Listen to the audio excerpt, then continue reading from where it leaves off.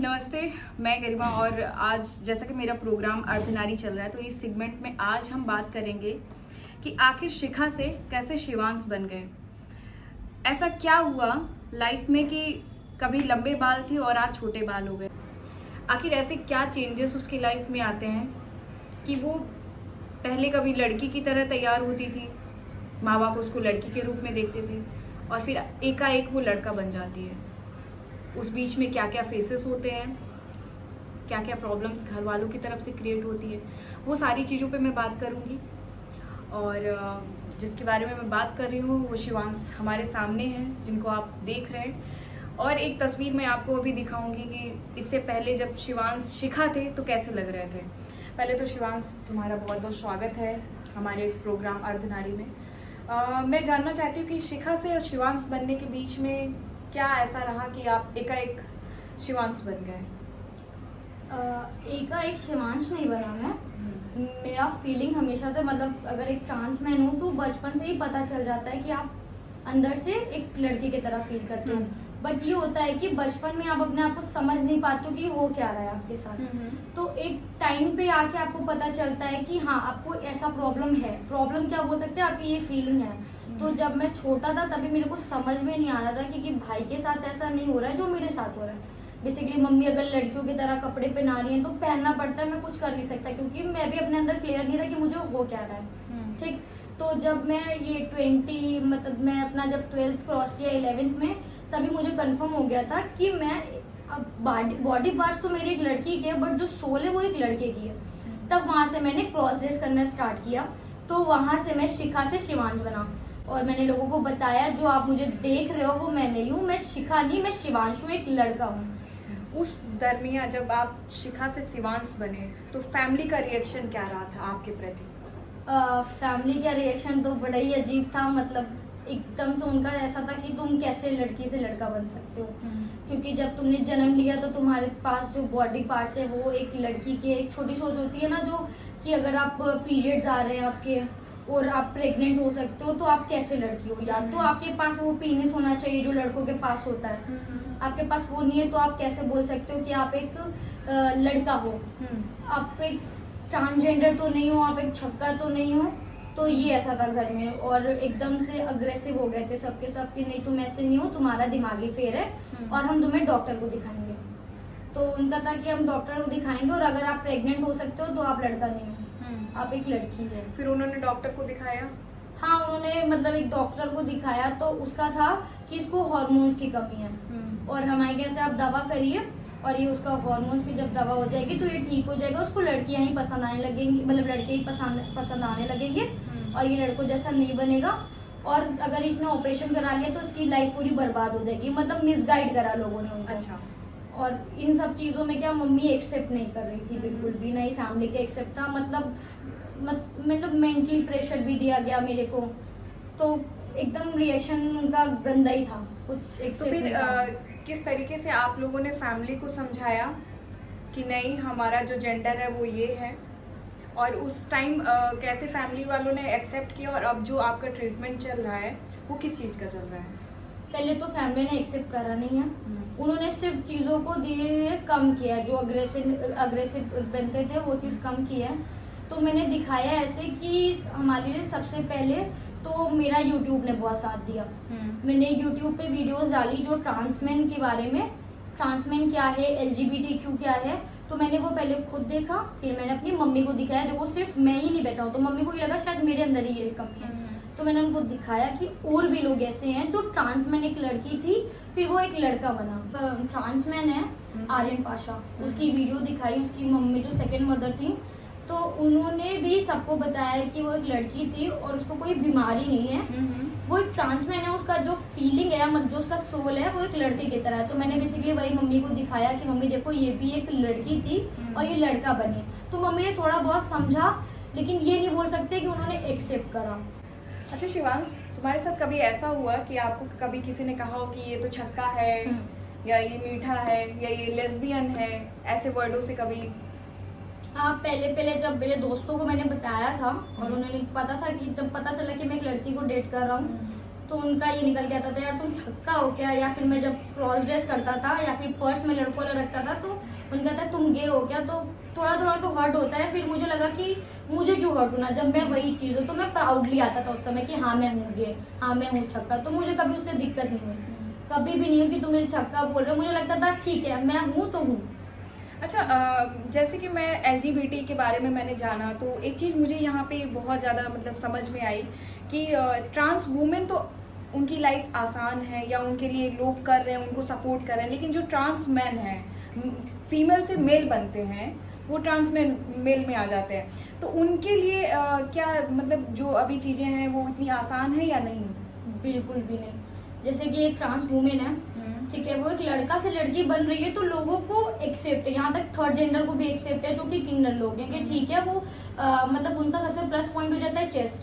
वो आराम से अपना कुछ भी क्रॉस ड्रेस करके बनते हैं। उनका ऑपरेशन का कॉस्ट भी कम है, उनका 4 to 3 लाख में हो जाता है। लेकिन जो ट्रांस मैन है उनको सबसे बड़ा गंदा ये हो जाता है तुम्हारी धार की चामड़ी है। धार की चाम मतलब आपका ब्रेस्ट साइज दिख रहा है तो वो आपको कभी लड़का नहीं अपनाते जब तक आपका वो ब्रेस्ट दिख रहा है। ऊपर से जो हमारा ऑपरेशन का खर्चा आता है वो 7 to 8 लाख आता है। तो एक ट्रांस मैन के लिए उतना प्लस पॉइंट नहीं होता जितना एक ट्रांस वुमेन के लिए होता है एक्सेप्ट करने के लिए, क्योंकि कोई भी नहीं चाहेगा कि उसकी लड़की चेंज हो, उनको बदनामी उसमें ज्यादा लगती है। अगर एक लड़का लड़की बन रहा है उन्हें उतनी दिक्कत नहीं होती जितना एक लड़की को लड़का बनने में दिक्कत होती है। तो क्या क्या समस्याओं का सामना तुम्हें करना पड़ा है, मुझे खास कर जब ट्रांस मैन बने? सबसे ज्यादा जब मैं घर से बाहर निकला है कपड़े पहन के, तो मम्मी का ऐसा था कि मम्मी और पब्लिक का ऐसा था कि यार इतनी अच्छी खासी तो लड़की हो, इतनी सुंदर तो लड़की हो, तुम्हारे इतने अच्छे बाल है, तुमने इतने अच्छे बाल कटवा दिए, अभी तुम्हें शादी करके किसी घर जाना है, तुम शादी करो लड़कियों से। या फिर मैंने दोस्तों के सामने किसी अदर के सामने किया तो यार तुम बोल तो एकदम लड़की की तरह है, तुम्हारी आवाज़ लड़की की तरह है, तुम्हारा ब्रेस्ट तो पूरा वैसे ही का वैसे ही, तुम्हारा सब कुछ तो दिख रहा है, तो कैसे है। मतलब बहुत ऑकवर्ड लगने लगता है कि अगर आप बोलो भी नहीं कि मुझे लड़की मत बोलो लड़का बोलो, तब भी उनका स्टिल रहता है यार तुम्हारी वॉइस तो एकदम लड़की जैसी है, तो मैं कैसे तुम्हें लड़का बोल दूं। शिवांश, आप लखनऊ में रह रहे हैं। हाँ। लखनऊ में जैसे कि अब आप भी समझने लगे कि आप स्ट्रेट नहीं है, आपने अपने अंदर भी चेंजेस कर लिए, लड़कों की तरह रहना शुरू आपने कर दिया है, तो क्या आप LGBT के लोगों से या यहाँ पे जितने ट्रांसजेंडर हैं उन लोगों से मिले, या आपको कभी लगा कि नहीं मैं अपना घर छोड़ के इन लोगों के साथ रहना शुरू कर दूं जैसे बाकी लोग कर रहे हैं? हाँ, जब मेरे को मेरे बारे में पता चला और जब मैंने फैमिली को बोला एक्सेप्ट करने को तो वो नहीं एक्सेप्ट करे बिल्कुल भी। उनका नज़रिया देखने का बहुत अलग हो गया जैसे वो पहले मुझे ट्रीट करते थे। लेकिन ये चीज़ मुझे बाहर वालों से अच्छी मिली, जैसे LGBTQ के जो लोग हैं, ऑर्गेनाइजेशन है, ट्रांसजेंडर है, जब मैं उनके पास गया तो मुझे बहुत अच्छे से ट्रीट किया, अपने जैसे एक इंसानों की तरह ट्रीट किया कि जो तुम हो नॉर्मल हो, ऐसा नहीं है कि तुम्हें कोई कमी है। तो मुझे ऐसा मन था कि मैं अपनी फैमिली छोड़ के अगर वो नहीं समझती तो मैं उन लोग के साथ जाके रहूँगा। क्या एक्सपीरियंस आपको मिले जब आप LGBT के लोगों से मिले, आपको बाद में पता चला कि मैं ही अनोखा नहीं हूँ और भी ऐसे बहुत सारे लोग हैं, और बाकी जो ट्रांसजेंडर थे उन लोगों के साथ रह के क्या आपको एक्सपीरियंस मिला, वो मैं जानना चाहती हूँ, एक बार आप शेयर करें। क्योंकि आपकी एज बहुत कम है लेकिन आपके तजुर्बे बहुत ज़्यादा हैं। हाँ, जब मैं LGBT वाले लोग से मिला सबसे पहले तब मुझे पता चला अपने अंदर कि मैं ही एक अकेला नहीं बसा हूँ, बहुत सारे लोग हैं जो कि इस चीज़ से है। इसमें उनका ये नहीं है कि हार्मोन्स की कमी से मेरे अंदर ये सब चीज़ें हैं, पहले मुझे ये लगा था हार्मोन्स की कमी से। तो मैंने काफ़ी गे से मिले, मैं लेस्बियन से मिला, ट्रांसजेंडर से मिला, क्वीर से मिला, तब मुझे पता चला कि हमारे जैसे और भी लोग हैं जो छुपे हैं कुछ मतलब सोसाइटी के डर से, और कुछ ने मुझे एक्सेप्ट किया अपने साथ मिलके, तो अच्छा लगा, एक फैमिली टाइप का लगा। और जब मैं ट्रांसजेंडर से मिला तब मुझे पता चला कि एक थर्ड जेंडर भी है जिसमें ट्रांसमेन, ट्रांस वुमेन और ट्रांसजेंडर आते। एक थर्ड जेंडर होता है जो कि मेल फीमेल के बाद जो जेंडर होता है। तो मैं जब ट्रांसजेंडर से मिला तो मुझे कुछ ट्रांसजेंडर का पॉजिटिव लगा और कुछ का नेगेटिव, जिसमें जो मुझे एक्सेप्ट कर रहे थे एज अ ट्रांसमैन, और कुछ ट्रांसजेंडर ऐसे थे वो तो उनका ऐसा रिएक्शन था यार तुम तो लड़की हो, तुम कैसे इसमें आ गए, मतलब वो लड़का है, वो लड़के से लड़की बन के ट्रांसजेंडर बन गया, वो ओके है, बट तुम क्यों बन गए? क्योंकि तुम प्रॉपर लड़की हो, तुम प्रॉपर लड़की हो, तुमने बाल क्यों कटवाए, या फिर तुम अपने फैमिली को क्यों छोड़ रहे हो, तो ऐसा मतलब नेगेटिव और पॉजिटिव दोनों ही रिएक्शन मुझे मिले उसके अंदर। तो मेरा इतना अच्छा भी नहीं रहा ट्रांसजेंडर के साथ कि उन्होंने एक्सेप्ट किया। LGBT में मैं बोल सकता हूँ कि लेस्बियन, गे मुझे बहुत अच्छे से एक्सेप्ट करा, उन्होंने मुझे समझा अपनी तरह। लेकिन अगर मैं थर्ड जेंडर पे बोलूँ, जो खुद हमारा जेंडर है, वो उन्होंने अभी इतना अच्छे से एक्सेप्ट नहीं करा है ट्रांस मेन को। अच्छा, एक मैं सवाल और करना चाहूँगी, इंटरेस्टिंग है थोड़ा सा। कितनी सारी गर्लफ्रेंड रही हैं? इतनी कम एज में कितनी लड़कियों का दिल तुमने लूटा है, ये बताओ मुझे। ऐसा काउंटिंग तो नहीं है, बट हाँ ऐसे बोल सकते हैं 3-4 से ज़्यादा। से ज़्यादा ज़्यादा मतलब 5, 6, 7 भी कर सकते हैं हम, हाँ, उससे ज़्यादा है ना। शिवांश, मैं आपसे एक बात जानना चाहती हूँ कि आपकी लाइफ में कोई ऐसा बैड मोमेंट जिसको याद करके आज भी आप या याद नहीं करना चाहते हैं, या याद करके आपकी आंखें आज भी भर आती हैं? बैड मोमेंट मेरा 2020 का था, जब मेरे भाई की भी डेथ हो चुकी थी, पापा की भी, और मतलब फैमिली में मेरा जो फैमिली सपोर्ट था वो मेरी भाभी भी थी और वो चली गई थी, तो मैं एकदम से ब्रेक हो चुका था, क्योंकि मैं बहुत पैम्पर होता आया हूँ हमेशा से, और एकदम से सारा सपोर्ट खत्म हो जाना तो एक लोनलीनेस होती है ना, कि मतलब आप अकेले पड़ जाते हो तो किसी का सहारा का ज़रूरत होता है। तो एक इंसान था जिसको मैंने बहुत विश्वास किया उनके ऊपर, बट उसने उस विश्वास का बहुत फ़ायदा उठाया, मुझे ड्रग्स बोल सकते हैं, ड्रग्स करा के और मेरी नींद की दवा करा के एकदम दिमाग में भर के कि आपको एंजाइटी है। इस दरम्यान उसने बहुत सी गलत चीज़ें की मेरे साथ। उसने की, जितने भी लोग जिनको पता था मुझे एंजाइटी है तो मैं नींद की दवा लेता हूँ, तो उसने मेरे साथ गलत करा, फिजिकली बहुत ज़्यादा ही गलत करा मेरे साथ, तो जिसकी वजह से आज से लेके मतलब 20 से लेके आज 22 तक मैं वो चीज़ झेल रहा हूँ। मुझे आज भी नींद की गोलियाँ लेनी पड़ रही है, मुझे एंजाइटी की दवा पड़ती है, मुझे साइकोलॉजिस्ट को दिखाना पड़ रहा है कि वो एक ऐसा ट्रॉमा है कि अगर मैं याद कर लूँ तो ऐसा लगता है कि अभी लाइफ ख़त्म कर दूँ मैं पूरी अपनी, मैं नहीं जी सकता। बट कहीं ना कहीं लगता है कि अगर मैं अपनी लाइफ ख़त्म कर दूंगा तो वो इंसान जीत जाएगा। तो उसने इस चीज़ का फ़ायदा इस चीज़ से भी उठाया कि एक मैं ट्रांसमैन हूँ, और घर में कोई अगर मैं बताऊंगा भी तो कोई बिलीव नहीं करेगा मेरी बात में कि ये कैसे ही कोई इसके साथ कर सकता है। मम्मी को बताया? हाँ, मैंने कोशिश की, बट उतना नहीं समझते हैं मेरे घर में। मम्मी भी नहीं समझी ये नहीं, बात? कोई नहीं समझा उस चीज़ को, उसने मेरे ऊपर ही ब्लेम आ गया, तो मैं घर छोड़ के भाग गया था एक दिन के लिए। अच्छा, फिर कहाँ रहे थे उस दिन? मैं उनको मिला था, ये मतलब पार्क है एक इको गार्डन पार्क में, उनको वहाँ पर मिला था रात में, वो भी नींद की दवा खा के पड़ा हुआ था। मैं बहुत ज़्यादा टूट गया था, ऐसा था कि मैं मर जाऊँ तो ज़्यादा बेहतर है, क्योंकि जो मैं हूँ वो भी लोग नहीं समझ रहे और जो मेरे साथ हुआ है वो भी लोग नहीं समझ रहे। तो वो एक पॉइंट ऐसा था कि बस अभी ख़त्म कर लेते हैं अपनी लाइफ, अभी ख़त्म कर लेते हैं। फिर मेरे अंदर एक सोच है कि अगर मेरे साथ इतना गलत हो सकता है तो ऐसे बहुत सारे लोग होंगे जिनके साथ ये चीज़ गलत हो रही होगी। तो फिर मुझे लगा नहीं, मैं अपनी लाइफ नहीं ख़त्म करूँगा, जो जैसा मैं अपने आप को देख रहा हूँ मैं उसी चीज़ में बनूंगा। मैं एक ट्रांसमैन हूँ, मैं खुल के सामने आऊँगा, जो एक्सेप्ट करे वो करे, जो ना करे वो मत करे, बट मैं मेरे जैसे लोगों के साथ गलत नहीं होने दूंगा।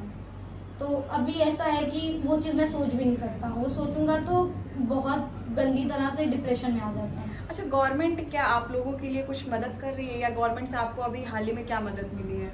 जो गवर्नमेंट से तो कोई भी मदद नहीं मिली अभी तक, ऐसा कुछ भी नहीं है जो उन्होंने हमारे लिए किया है। हाँ, ये है कि ऑनलाइन मतलब हम गवर्नमेंट से GID का करा सकते हैं, ये चीज़ अच्छा है, जो कि मेरा अभी 6 से 7 महीना हो रहा है GID के लिए प्रोसेस चल रहा है। GID फुल फॉर्म क्या है? GID जेंडर आइडेंटिटी डिस्फोरिया है, जो कि ये प्रूव करता है कि हमें मेंटली तौर पे कुछ नहीं, कोई ट्रॉमा नहीं है जिसकी वजह से हम एक लड़का से लड़की बन रहे हैं या लड़की से लड़का बन रहे हैं।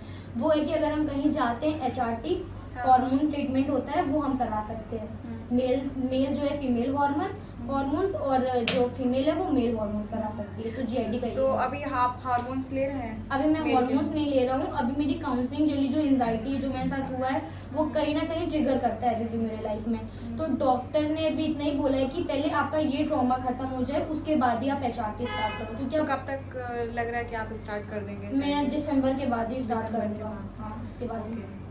तो ये बताइए, बैड मोमेंट तो काफ़ी ज़्यादा ही तुम्हारे बहुत साथ जुड़े ज़्यादा। हुए हैं, ऐसा कौन सा मोमेंट है जिसको सोच के आपको खुशी मिलती है?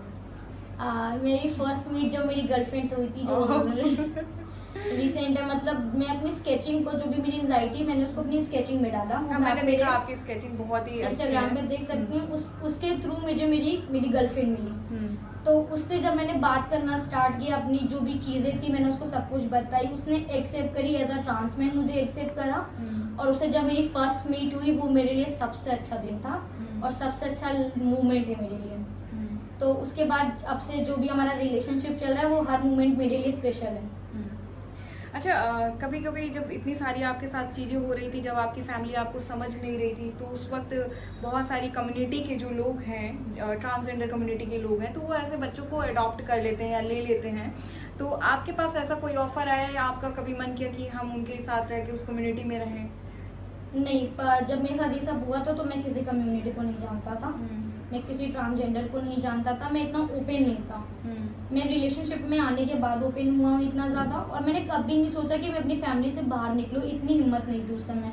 जो हिम्मत अभी है कि अभी मैं खुल के बोल सकता हूँ, बाहर निकल सकता हूँ, बट वो हिम्मत नहीं थी कि मैं उस इंसान के खिलाफ केस कर सकूँ या मैं खुद इस जगह से निकल चुकी हूँ। क्योंकि कहीं ना कहीं फैमिली में अगर पैम्पर होते आओ तो आपके अंदर वो हिम्मत नहीं रह जाती, वो गट्स नहीं रह जाता है। तो उस समय तो मैं नहीं कर पाया, बट अब मुझे बहुत ज़्यादा लोगों के ऑफर आते हैं कि आप यहाँ पर आके रह लो, हम आपको रूम प्रोवाइड कर देंगे, हम आपको अपने साथ रखेंगे। तो वो पहले नहीं, बट अब ज़्यादा होता है, अब ज़्यादा लोग जुड़े, ट्रांसजेंडर। क्या आप जाना चाहेंगे उस कम्युनिटी में?